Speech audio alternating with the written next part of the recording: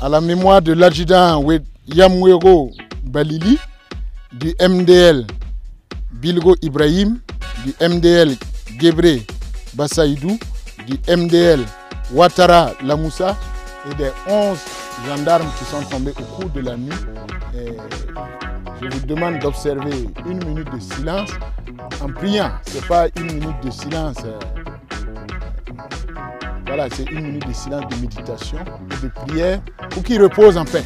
On sait qu'ils reposent en paix parce que leur mort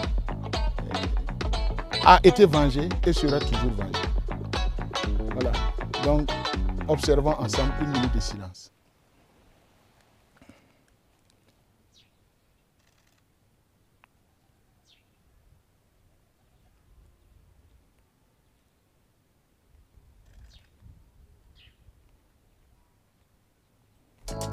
Je vous remercie. Nous sommes venus pour témoigner la reconnaissance de la nation au personnel, à l'ensemble du personnel du détachement de Barani pour ce que vous avez fait hier. Donc ce que vous avez fait, ça va en droite ligne avec ce que nous sommes en train de mettre en place et ce que nous sommes en train d'encourager et ce que nous sommes en train de montrer que les forces de défense et de sécurité, plus les auxiliaires de sécurité, ont la capacité de faire face aux groupes armés qui sévissent contre nos forces et contre les populations. Ce que vous avez fait hier mérite ce témoignage et mérite également qu'on reconnaisse l'engagement de votre Garci ici et que cet engagement-là puisse contaminer l'ensemble de nos positions, l'ensemble de nos forces dans la lutte contre l'extrémisme violent. Vous avez tenu votre position ici en dépit du nombre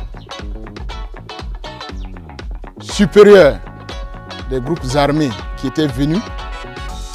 Vous avez montré qu'ils ont croisé plus fort qu'eux. Cet esprit-là doit rester jusqu'à la fin de votre déploiement opérationnel. Cet engagement-là, ça doit rester jusqu'à la fin de votre engagement opérationnel. Cette fois-ci, c'est eux qui sont venus vers nous. On ne peut pas les empêcher de venir, mais il faudra toujours montrer que quand ils viennent, ils trouvent quelqu'un, ils trouvent des personnes, ils trouvent une unité en face. Et après ce cap-là, il faudra qu'on aille les chercher. Il faudra qu'on aille les chercher pour leur montrer qu'en tout point de vue, nous restons supérieurs à eux.